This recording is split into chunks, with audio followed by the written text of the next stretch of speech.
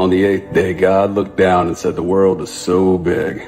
I need someone to bring one part of the world to another." So God made a driver.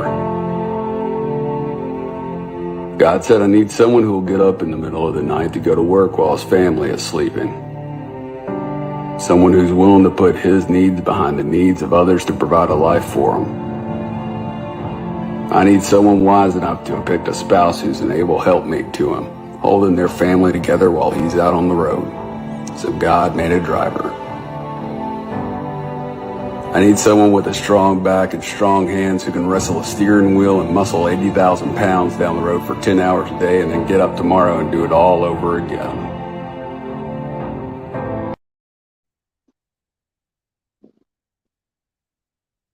Welcome, everybody.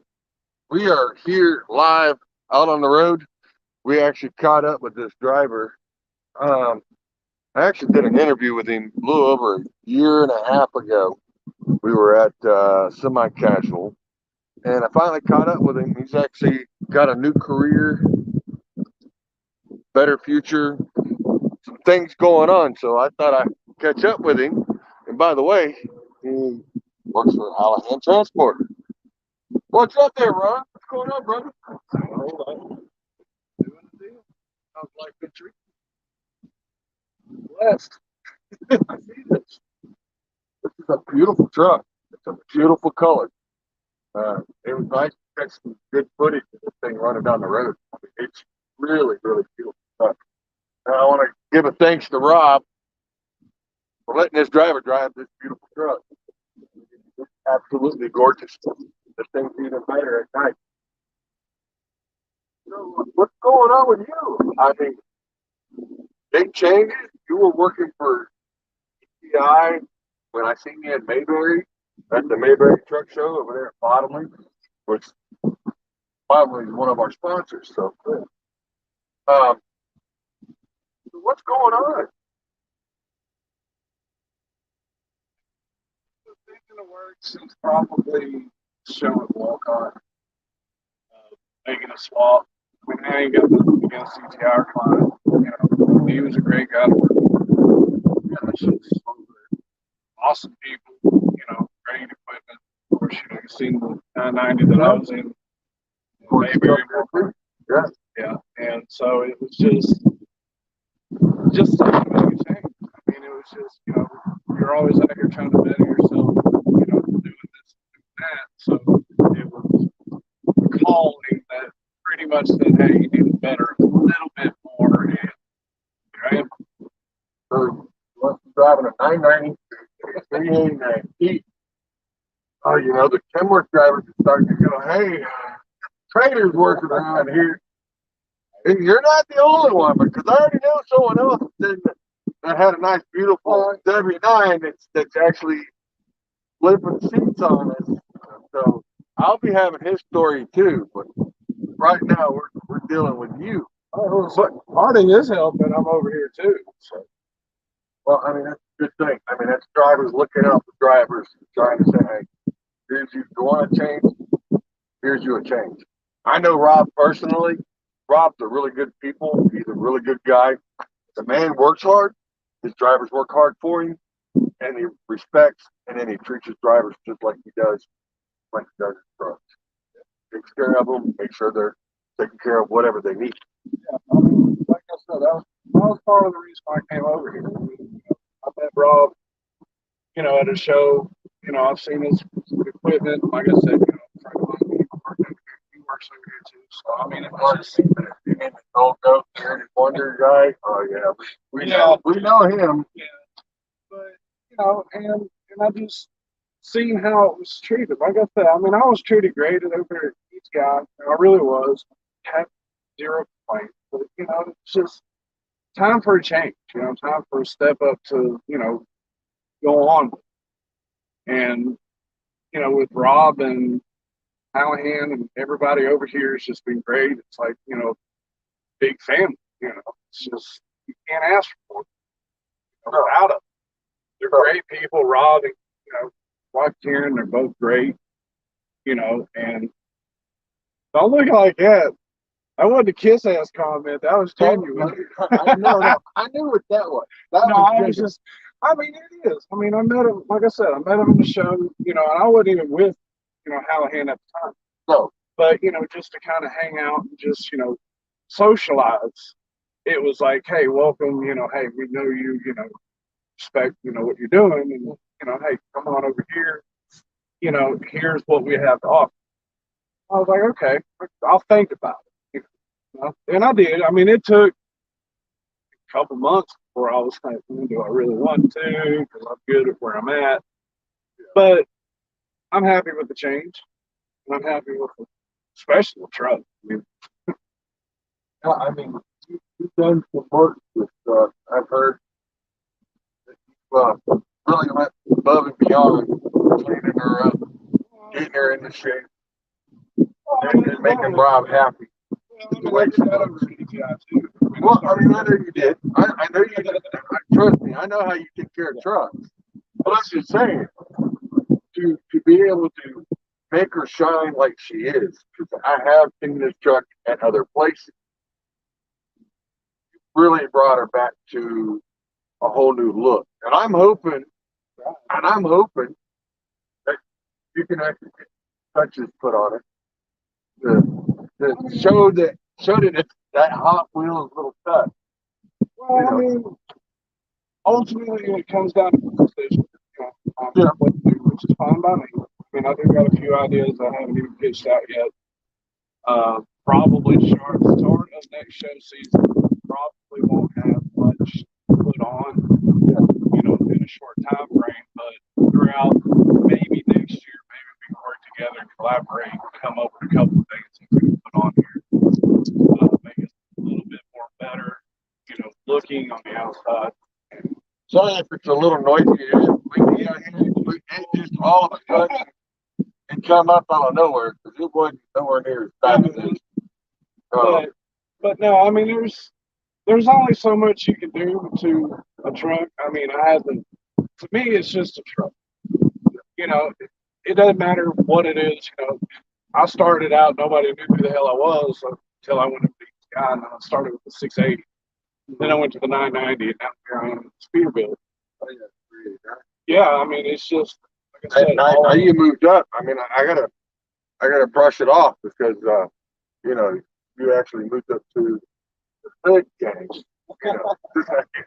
Well, I mean, it was half. We'll call that 990 as a half hood. Well, yeah, it's a half hood. But now you're in a full hood. Yeah. And but you've had things going on. You needed to change. I do. I mean, it was just. And the last time I talked to you, you were happy. You were, hey, I'm running a flatbed. I'm getting it done. You enjoyed it. And I mean, the interview that you gave me, I mean, I couldn't ask for any better interview. And that was starting out. But then that year and a half from the time I gave that interview to where we are giving the interview now, you've come a long way, brother. You really have. And you really deserve it because all the hard work that you do, time that you put in for these companies that I've seen that you actually give a crap about your truck and about the company. Because it's not the truck that represents you, it's you representing this right here. And people don't quite understand everything that it's the show truck. I mean, you're representing the company because the company is going to take the pride into you. But at least you can do is return it. Well, I mean, I've always had that philosophy when I first started. I mean, I drove for mega carriers like Schneider, Warner, and that. But I mean, even though that they were plastic trucks, whatever y'all want to call them now, but at least I took pride in it inside and out, and everybody knows. And that's what helps everybody build up, start leveling up, and getting in it. I mean, since I've been in this truck, I've had a few people off of TikTok, sit there and say, hey, anybody that has long hood trucks.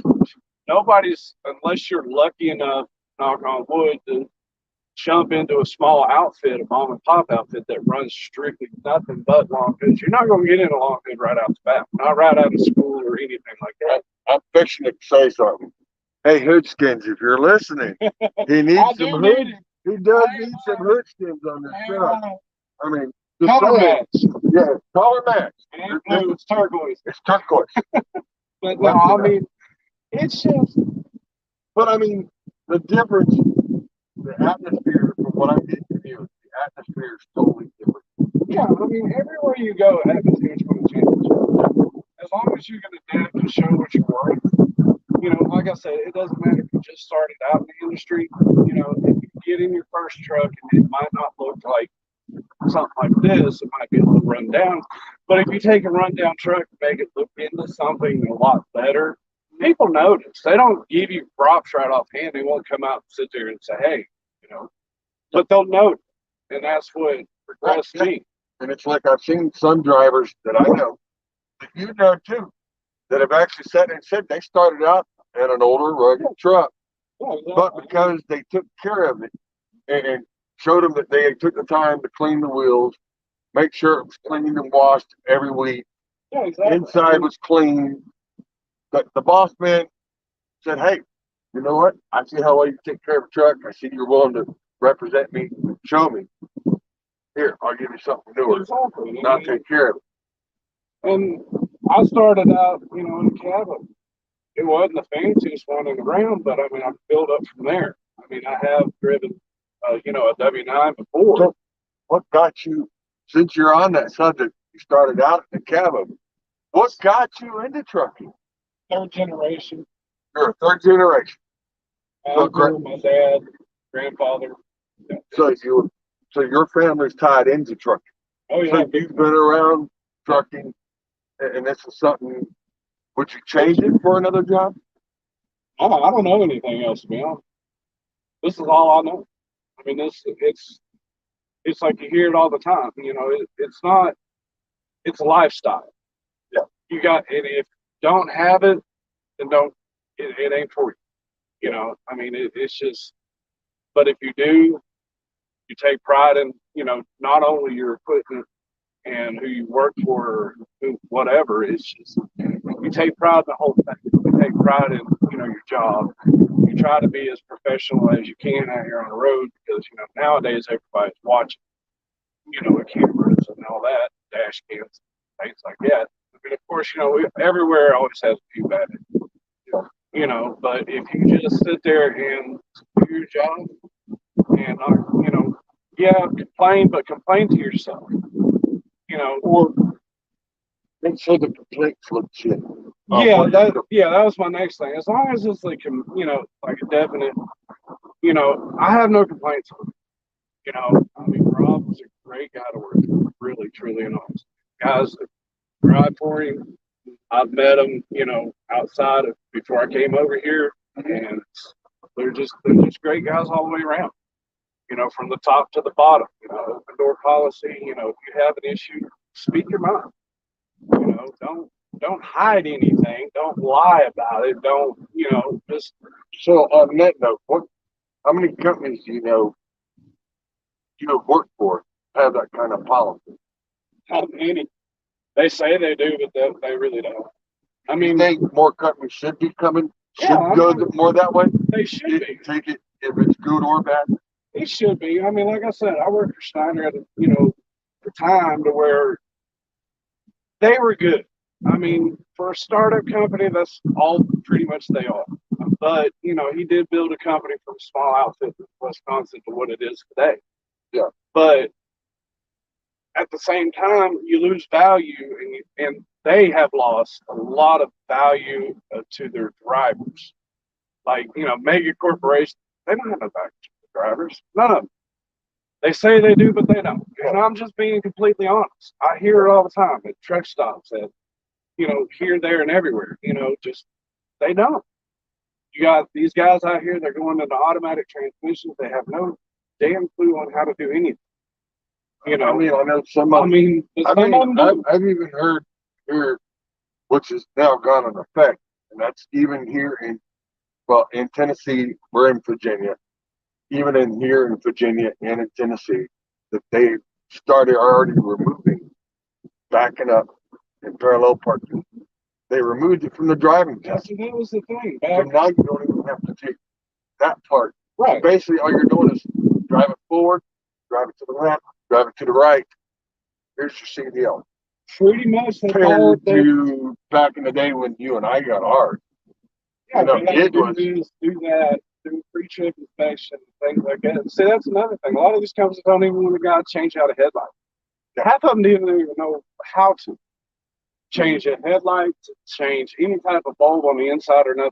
But, you know, and a lot of guys, like you see it all the time. You know, you pull up to a TA or Petro and they're walking in there. Well, you know, they ask, well, can we help you with it? Can you change out the headlight? And I just sit there like, really? A headlight? You know, and these shops ain't cheap. It's like, you know, what, 80, average about 80 half hour labor maybe to put a headlight bulb in there. And that's just the simplest little, yeah, it's not. And these companies are just forking out money and this, that, and the other. I mean, understand they're using that as a tax write-off, but the way it comes across to me, it may to you, depends on how you look at it. And I'm not trying to pick on drivers I'm not either. that have issues with that.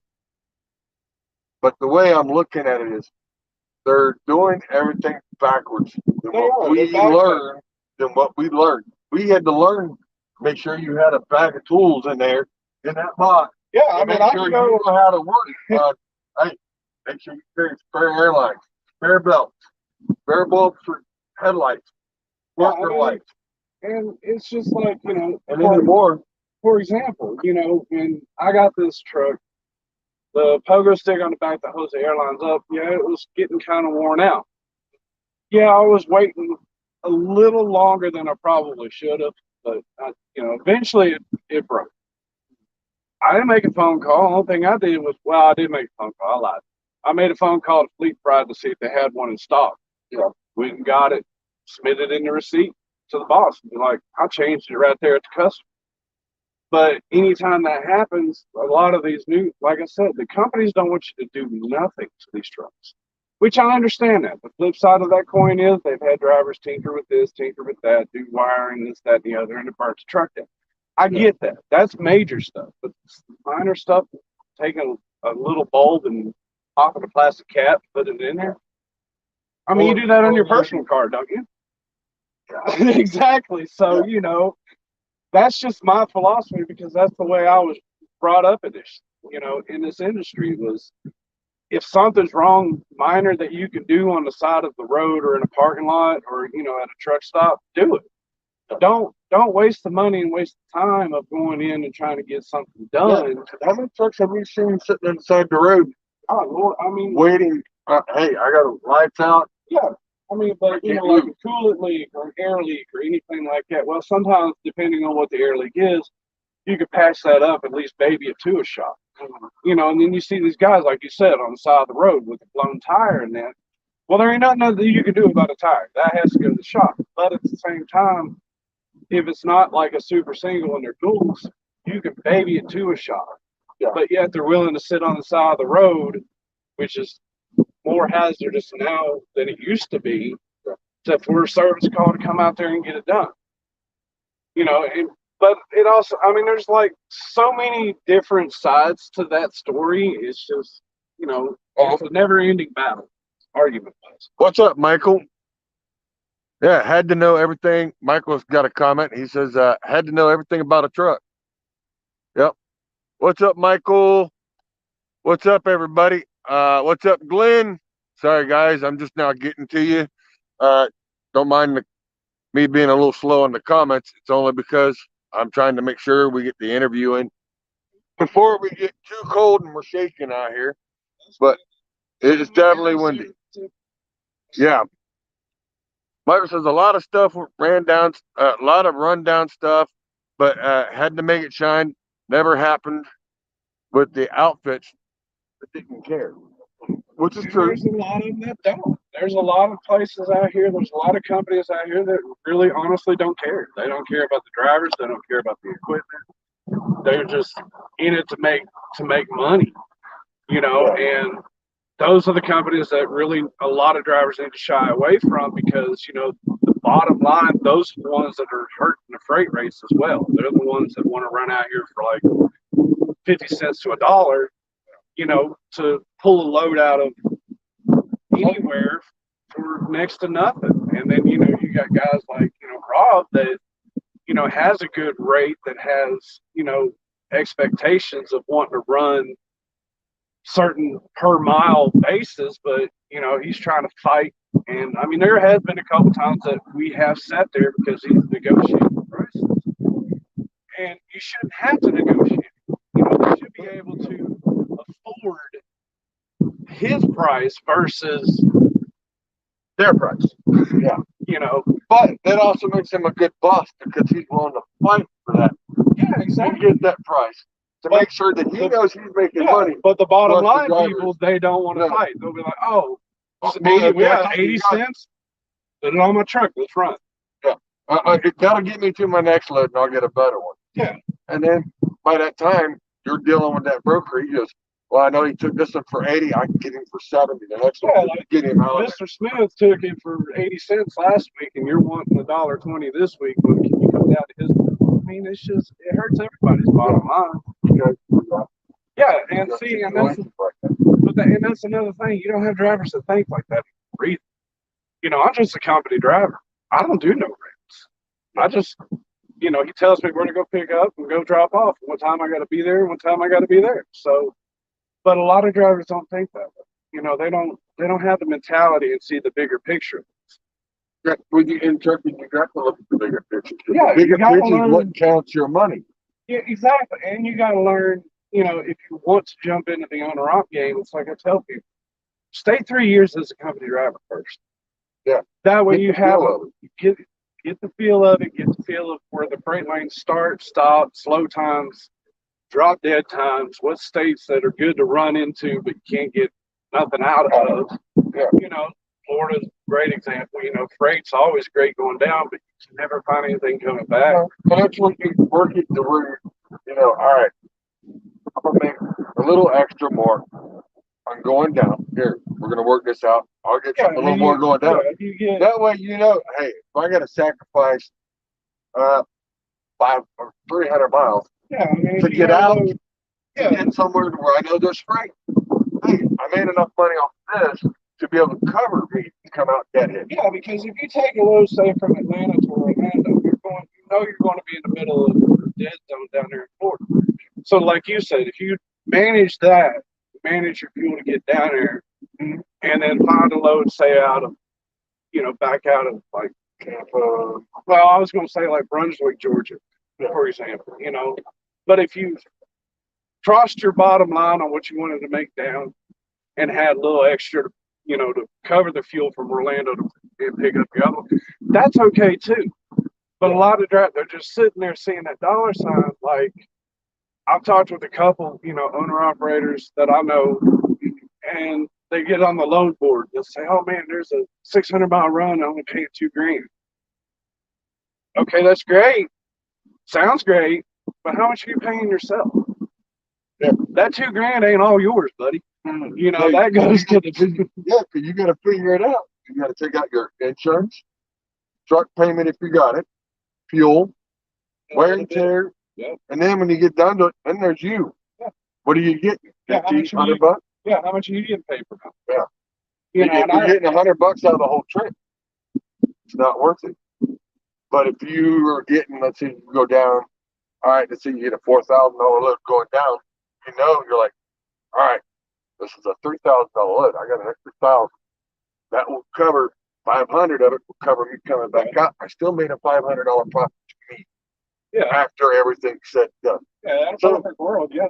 Well, I'm not saying I'm in a perfect world, but I'm just saying the numbers and the figures is what you're looking at as being. Yeah, and that goes back to what I said. The driver, because nobody's teaching you how to figure out your money. It's like, I got a broker, you just gave me this run. Well, yeah, I got $1,500 this week.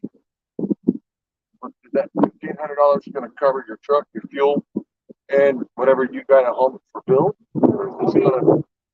See, 3 years ago, I did a lease purchase thing for a company out of West Tennessee. Right. And I was with them for 4 years. About 6 to 8 months of that was being a company driver. Um, and then I decided just to do the full leap and went to the lease purchase. And I know a lot of guys don't like the lease purchase, but that's the difference. I read my contract, you know, but I struggled with trying to manage everything, you know, on how to do the fuel costs and this, that, and the other there for the first year. But once I got the grasp of it, didn't really lose all that much and then started gaining, that's when but the freight started falling. And that was right when the freight and everything started falling out. That's the reason I got out of it, because Well, it was just and I can tell you part of that is because a lot of truckers come out of it or were coming new into it. You know, and a lot of it comes south of the border. They come over. Hey, Canada. We can run for this rate because we're used to it. Not, well, you know, this is back at the time, the first time they went, was a lot of them come in from Mexico. And they're like, yo, we can run this.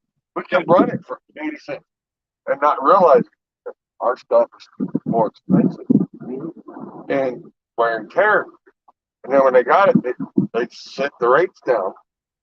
And that's where they And it stayed. makes it hard for, like, you know, Rob to, you know, get a decent rate out of something, you know, simple. You guys have been doing pretty good. I know you guys have been busy the last couple of weeks. We have hauling some ho trees. We have been running a lot for bottom late running as Christmas trees, which, you know, is great. You know, the people over there and up there at the warehouse are great. You know, they're really good people, really fast load to get you loaded, get you out. I mean,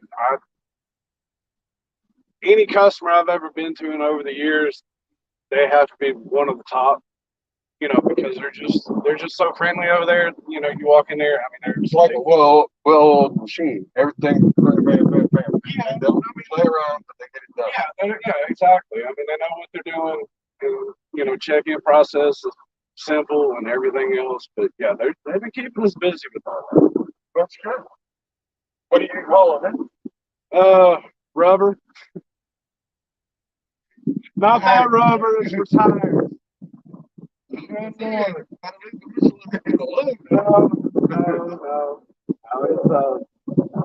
I think rubber out of Texas. All right. Facility. We're going to make the recap. I think that's what it is. A lot of Bendex's recaps. Yeah, and that's another thing with a lot of drivers. You know, they don't ask questions. Mm-hmm. You know, like me, I'm a curious type.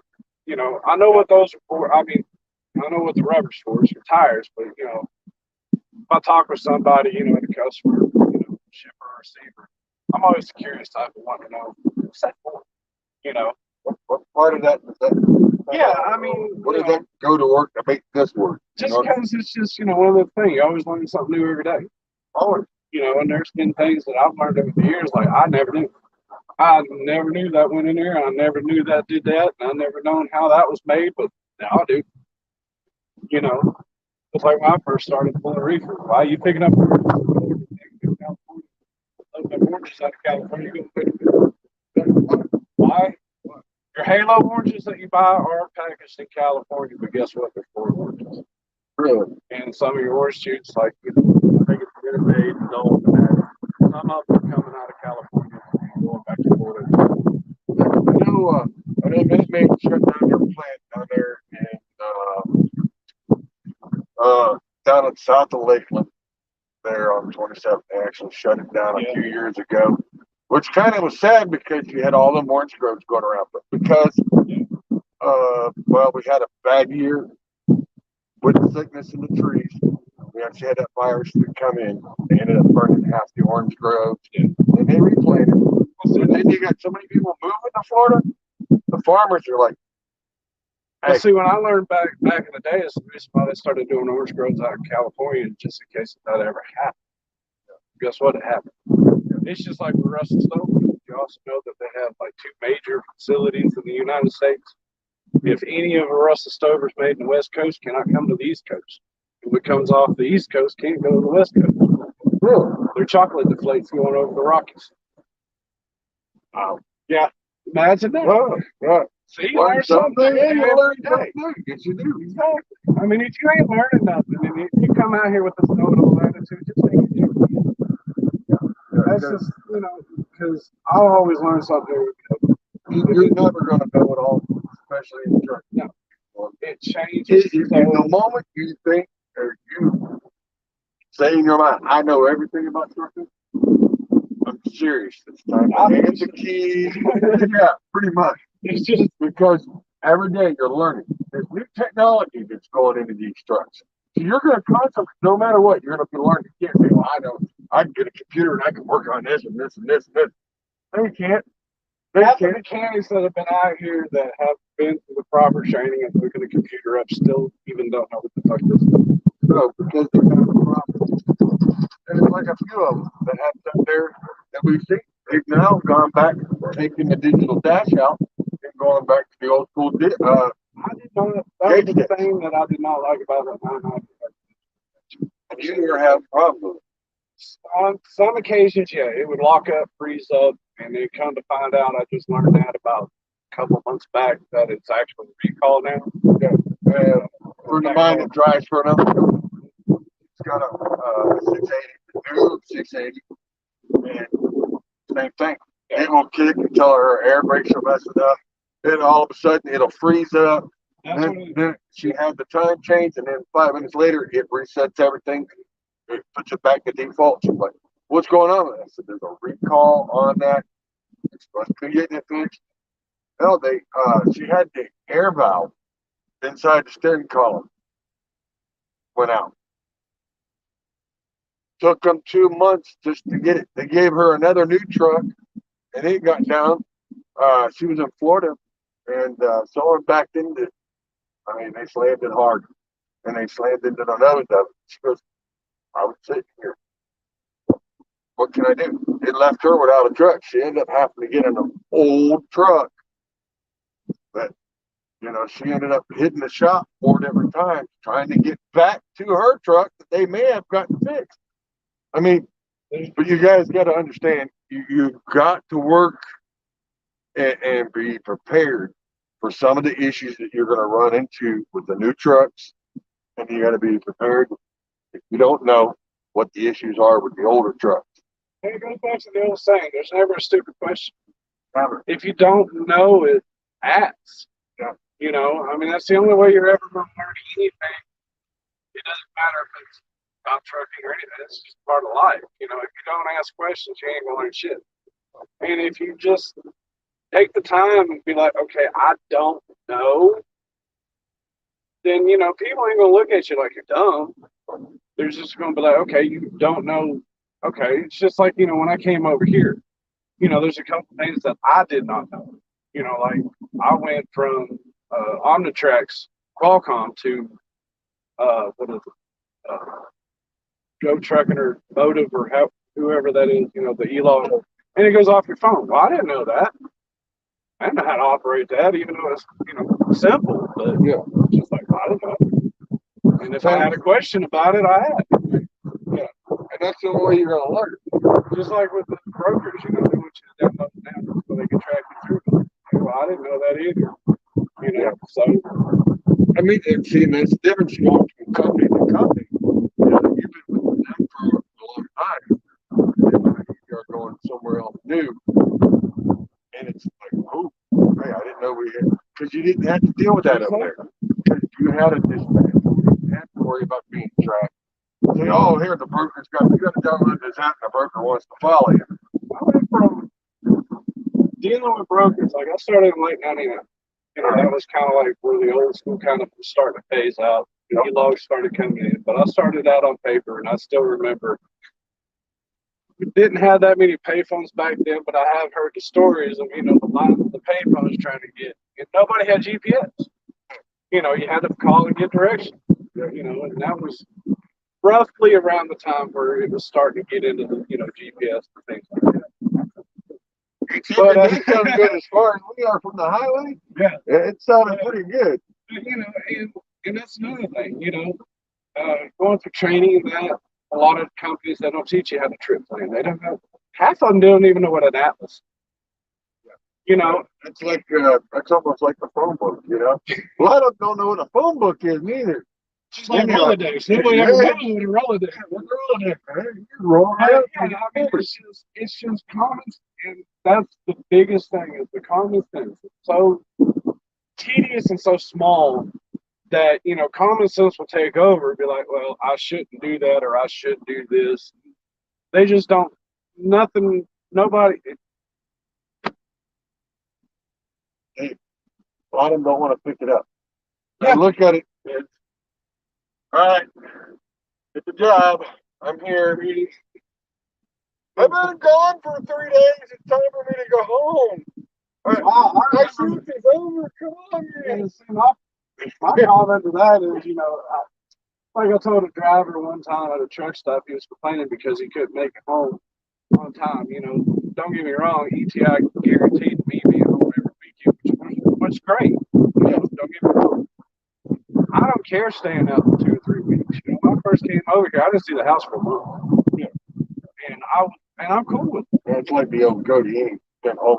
Yeah, and I almost thought he was in the pasture somewhere, because he didn't call, didn't answer. I'm like, man, are you sure that ain't your new house? well, I mean, Just saying, Kelly, we love you. I like you, I love you, but no, no, we I'm at a distance. yeah, social distance love. That's right. But no, I mean, he. Speaking of him, I mean, he's one of them. He started back before I did. And he's still, helping me, pinpointing small things that I could pick up on to help better anything. If I have a question, if I can't get either hold of Rob or if he's too busy or I don't want to bug him, then yeah, I'll pick up the phone and I'll call him and be like, hey, just quick, let me, like I said, I didn't know about this, didn't know how to contact the, whatever the case may be. And that's another thing that's totally gone out of this industry is, see it all the time. Everybody wants to pull out their phone and record a driver struggling trying to back up to a parking spot. If you have time to pull out your phone and hit freaking record to start recording that driver backing in, get the hell out of the truck and help. Yeah, I mean, if you got enough to sit there and make a video and laugh at it, yeah, it's like what? you should have enough to get out the truck and go, hey, I'll help you. That way you're not hitting my truck, you're not hitting that guy's truck. Exactly. And, you Gotta bring back driver respect. These drivers, and I'm not saying all drivers, but I am saying most of you drivers, they want driver respect. They want it right then and there, and they think because they're in that truck, they deserve that respect.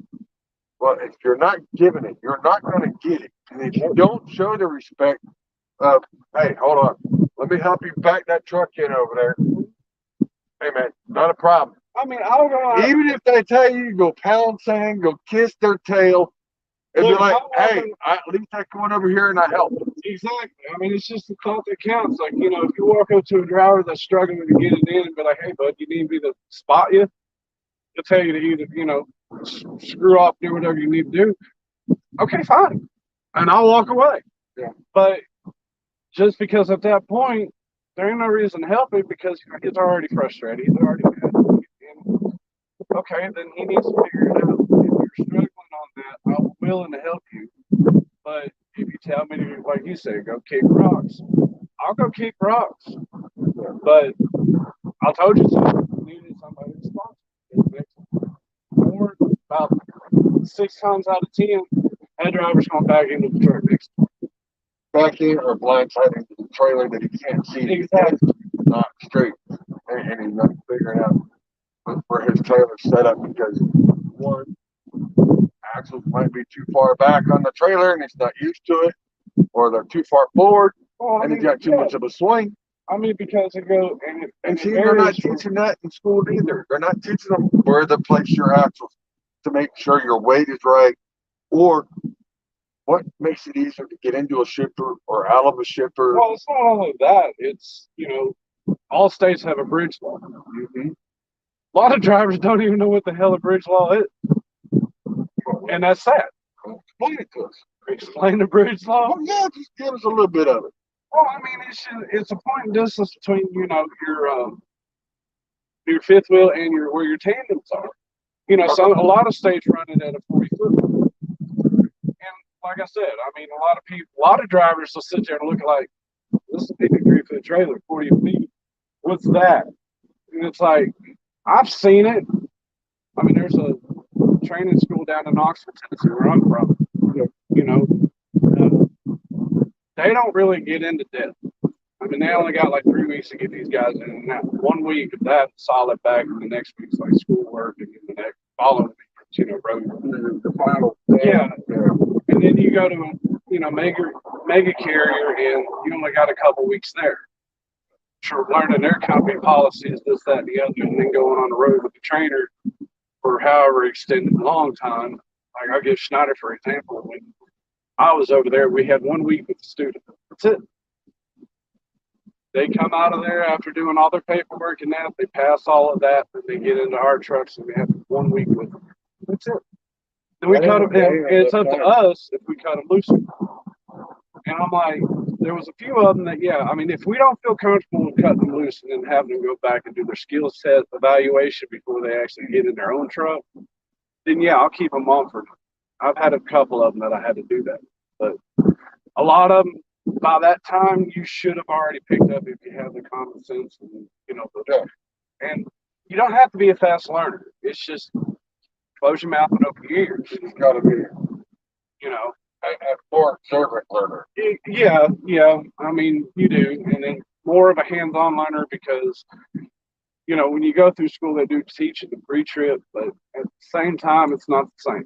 You're not putting your hands on it. You're just looking at a piece of paper. You're looking at it. That's that. I always sat there and told them, put your hands on it. Feel it.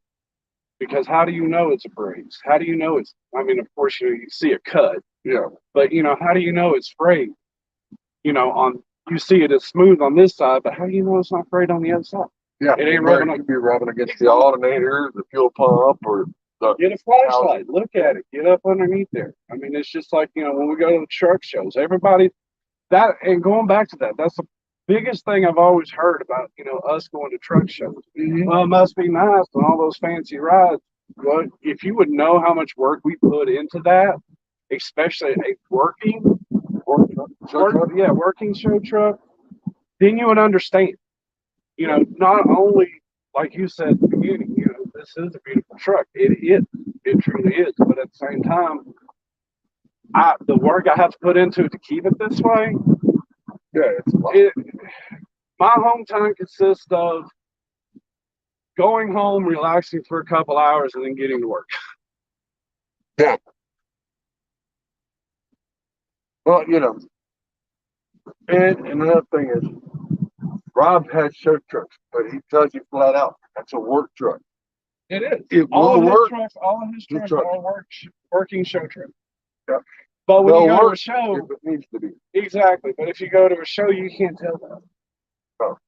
Everything's clean. I mean, you can, but you can't. Yeah. If you know what you're looking for, you know what it shows on a road track. Other than that, it looks like a show truck. He has jokes on you. It's a beautiful truck. Yeah. He worked his ass off to get that truck. And make it into what it is today. Yeah. All of them, really. And you look at Kelly, he's got double vision. Yeah, that's a work in progress. It is a work. That truck is a working truck. When I met up with him, we were going to Walcott. He was at Champagne Dreams at the time. Yep. Rob took him out of that, put him in Jokes on You to take it to the Iowa show. Yep. And we were there at the shop. And I've seen pictures of double vision. I haven't seen it in person. Just like, like I told you, this truck looks totally different in person than it does in video. Yeah, it does. So when I first laid eyes on it, double vision, that's how. Because when I took my 990 up there, I had it clean. Yeah. And I'll admit this on live camera, I was nervous as hell showing up to Rob's shop with my truck because I knew he was going to look it over. That's just how he is. And he did. He looked. That was the first thing. He was like, "Oh, those are the new 990." Here we go. And But if I showed up dirty, I would have known. He would have told Oh yeah. me, and which is fine. You know, hey, it's a learning curve. If I miss a spot, you're going to tell me I missed one. And it, you know, we joke about it all the time because at truck shows he does the same thing. He'll walk past, won't even look at the truck at this spot. And Kelly's like, Yeah. but that's just, but that's his odd, that's his odd detail though. That he just has that spot on thing. That, Perfection. yeah, well, yeah, it's perfection. It's And his just, eye on perfection. Yes. and I love that about him because you know because if you look at what he has, what he has gone and built into and built on, And everything that he's had. yeah, and that's You what know, I his was. last truck when I first met Rob and was talking to him, the Kenworth, the white, the one that belongs to Chris now. Yeah. All right. That was his baby. That was his show truck. And that thing was just immaculate. Yeah, and he kept it that way. Chris is in it now. It still looks, you know, it still looks the same as it did when Rob had it, and that's that's the reason why I like and I respect the man for it because you know he's not telling you that to degrade you or belittle you. It's teaching you to pick up on this, which how to properly do this, but it also not only on the show side of it, it's picking up on the business side of it too, of trying to help you catch the little things that other people will pick up exactly like you know little thing on like your paperwork or anything like that that a lot of people just don't think of, and you're like, okay, I get that. So it's like a full circle effect with him and how his brain kind of works. Sometimes you know off the wall thing, but hey, we all do that. But as far as that, he's just a great guy all the way around, you know, and the way he built this company that he has now, I respect that, you know, and it's just, you can't ask for, you gotta have that gun ho. Yeah, I mean, and he's just got that straight gun up. ho, straight up. Hey, I'm here to make money, and I don't care who's in my way. I'm making the money, and I'm gonna show you that I'm gonna be the top dog. And that's the reason why I made the big move. Yeah. You know, like I said, Walcott was, you know, that was the first shot at Walcott. When he looked at my truck, and we were standing there in the shop, and going back to double vision, I looked at the truck. He didn't like it because, you know, Kenworth built it for him and screwed up with a couple things and didn't do it the way that he wanted it. Yeah. So in his eyes, I can get where he's coming from because, you know, my eyes, I would think it doesn't look good because that's not what I envisioned. Me on the other hand, I looked straight at him and said, I'll drive it as is. Yeah. And he turned around and said, you'll never leave ETI. I looked dead at his face. As long as somebody makes me a better offer, I will. And that was the start of it. But, you know, at the same time, like I said, I have nothing against CTI whatsoever. But also at the same time, I had to take a chance to better myself. And you can't stay in that rut. Yeah. If you feel like you're in a rut and you get in that spot like, hey, I've been here, everything's good, it's going good. And now you get comfortable and then you're like, yeah, all right, I'm not going anywhere, I'm not getting better. And that's the rut, and that's the rut that I pretty much was in. Yeah. Was, you know, I was comfortable, I knew what I was doing, did my job, everything else, but it was just there was no other challenge. Yeah. Yeah, and exactly. It turned into a routine. It was just day in and day out. You know, and over here it's different because he helps you keep you on your toes on what you're doing and everything else. You never know what can come out of his mouth. And it's just like, what? Yeah. You know, he's caught me off guard a couple times, you know, just as a joke. And I was, what the hell did you just say? You know, it's just like, what? But, and he'll just sit there and like look at you like, uh-huh. Took you a minute. And I'm like, yeah, because the hell, you know, but that's just him. He's just down to earth is pretty much what I was trying to get at. You know, it doesn't matter if you're working, you know, As long as you do your job, that's all he cares. Just do your job. And that's what a lot of people, I want to say a lot of drivers don't comprehend. It's a job is what they're looking at. But if you do your job right, with no issues, and you enjoy it, Next to little, no complaints. I mean, yeah, there's places that even over at my last job, there's places that I didn't want to go. There's places I can't stand going up there. But I was there. I went, just bit my tongue, just kind of went with it. Because, I'm not going to sit there and tell them no because I'm not going to refuse money. Yeah. exactly. I mean, it's not only it's Just because if you do that, they can say, all right, well, you miss out on that extra run. And, all right, well, you can go home early, or, well, then I guess you can sit there for a day or two till we find you something. Yeah, because I mean they will do that. I mean, it doesn't matter what company you go to. If you don't want to take that run, okay, fine. You don't want to take that, then you know what? Here, sit there for a minute. Yeah, I'll get back. You're not realizing that if I give you this run, it may be crappy, you may not like the area, but I have something better that's waiting on the other end. Right. So if you take this, I can get you out of there with that better load that you're going to like and take you somewhere where it's going into where you want it to be. And a lot of people don't understand. They don't understand that there's a plan. It's just like It's what I said before. It's the bigger picture. the bigger picture. I mean, They don't want to look at the bigger picture. no, they don't. I mean, Because the furthest they look at it, they're in the middle of the big sorry. But I mean, you're like, all right, I can't hear. All right, I'm unloading. All right, what am I doing next? Oh, you don't have. Well, where's the bigger picture? I need to have a load here. I need to be ready to get my next load to the next one.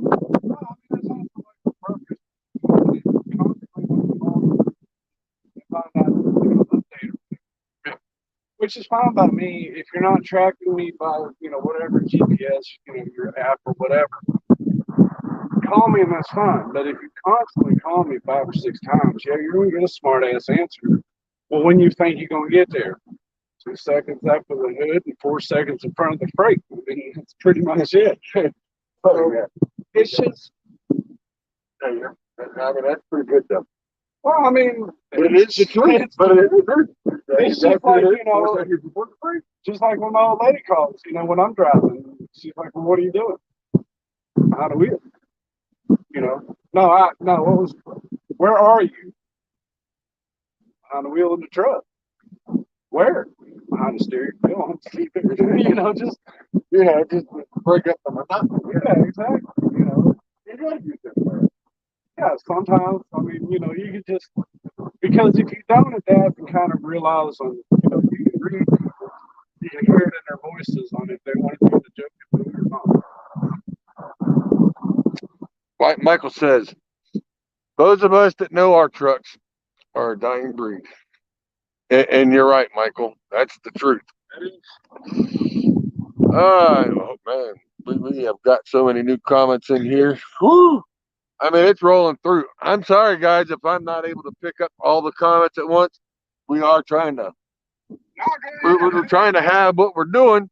Michael says, a lot of reasons I don't listen to naysayers is I have my own dream. And he's right. Hold on. Yeah, you can hear that jailbreak. Oh, by the way, we also have that sitting over there. Yeah, that's a pretty KW too. Yeah, but he's hauling that because that's a frameless, and he's probably hauling sand, that silicate sand. Yeah. Down there to Churchill, down there hauling it in. But I ain't never done that. I know we've been on here for an hour, and I know you got work to do. I know we can sit here and talk for hours, but you've got a job to do. And that's make money with this truck. And that's you just said rolling down the road like a pretty. I already do. No. Trailer's pretty driving. Well, we know how that goes. But it is windy. It is getting colder and colder. And and I don't want to sit out here and freeze, and I don't want you to sit here and freeze neither. But on that note, I might, when I get home, I may have another show. We'll start it. But I just wanted to catch with him on an interview. It's been a year and a half, and I've caught him a few times running down the road, but not with his new job. I heard something that was in the works, but now I see what the works is. And the works is a beautiful truck with a beautiful trailer for a beautiful company. What a great man to work for. So It's dirty right now.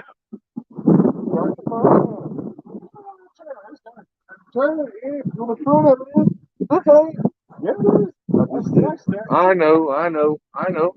It's a working truck. It is a working truck. But I do want to say, it was good seeing you again. Oh, yeah, I know I'll catch you somewhere. Hopefully it won't be at the next truck show. You always follow Because that's going to be a while. But yeah. Oh, I know I do. And I get phone calls from you, and I get calls from Kelly. But, you know, in person, it's a lot better. It's always better catching guys in person. And Rob, I will say that is one gorgeous truck. It really, really is. I love the color of it. I've been overwhelmed with so many compliments about how this truck looks. And, you know, everybody asking which name it. Obsession. Because a lot of people are obsessed over the color. And because it's just one of those. Like I had a guy at Pilot, white guy, he thought it looked like, because in the shade, and I guess the way the sun hit it in the shade, it looked like Baja Blast. Well, yeah, I mean, If it had a little more greenish tint to it, it would probably. or if it was a little darker than what all the people. But it is honestly desert turquoise. Right. That's the color of it, and you know he added blue lights on the inside. Right. You know I just once he sent me the picture of it, said, "Here's the truck," you know, because of course you know Kelly's old truck, Champagne Durian's truck. And then he was like, "Well, I got the driver that was in this. This one came available." And I'm like, he sent me the pictures, and this was the first one that came through, and I'm like, that one. Yeah. You know, didn't even hesitate. I mean, I wouldn't have mind driving Kelly's old truck. I really wouldn't. But once he showed me this one, that was the first one. I didn't even think about it. I just Worked out well with you. It does. I mean, it's a great truck. It fits you. Yeah, it's a does. newer truck. It only has like 153,000 on it. Wow. Got a pack car in it? Yeah, it has a little baby pack car. There's a big pack car in it. But it does have an 18-speed, 336 rears, 285 wheelbase. Oh no, it ain't bad at all. It ain't bad at all. I love it. She runs good, even though you know the little baby pack car motor in it. She still runs. Makes you money. That's what it counts. It's there to make money. Haven't had an issue out of it yet. We don't plan on it. And don't plan on it. Don't plan on it. I try to keep track of everything. I'm the one driver, you know, one of the drive. Damn. If I can English properly, I'm one of the type of drivers that keep track of, you know, services. You know, make sure everything's kosher. Not only trying to make it look good, but also keep it up and running. So, you know, because preventative maintenance was always, you know, drilled in my head that if you keep up with it, the less problems down the road. You know, see an issue, speak up about it, even if it's a minor thing. Like Kelly can vouch for it. One night I was tired. I was at home and the truck was parked outside on the street. And I'm looking at it and I took a picture of it and I'm like, I need a new set of eyes because I thought the trailer was bowing in the middle. Really? Because it was the shadow effect off the trees in the house and that. But I was like, took a picture of it and sent it to him. I'm like, am I seeing shit? You know, am I that tired? He's like, no, you're that tired. And I'm like, okay, I just wanted to know because it kind of freaked me out there. Because I mean, you know, that's just me. If I notice something, I'm gonna say something, even though it might make me look dumb. You know, and make a good laugh out of it, which is fine by me. But you know, hey, at least I spotted it. Was like, okay, I just need another set of eyes. You know, This is a good thing.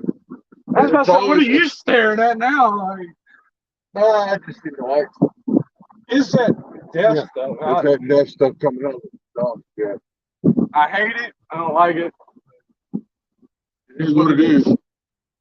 Hey, you know you're getting later in the night because all them kitties in Detroit are screaming out there right now. You can hear them coming down. And I mean, they ain't quiet neither. But I'm going to say good night for now, and we'll be back later. When I get to the house, I'll probably go on and do a show after I get warmed up. And you know where I'm at. You can find him over on TikTok at Hot Wheels 7191 or yeah, 7191 Hot Wheels. And his name is Ron.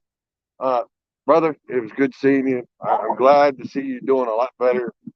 And your advances are actually, you're actually making the right steps. It's taking it in the right place. I mean, I always try to.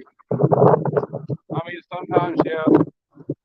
Sometimes I put my foot in my mouth and take 2 steps back. But hey, it's a learning curve. Yep. So, all right, we're out of here, guys. See ya.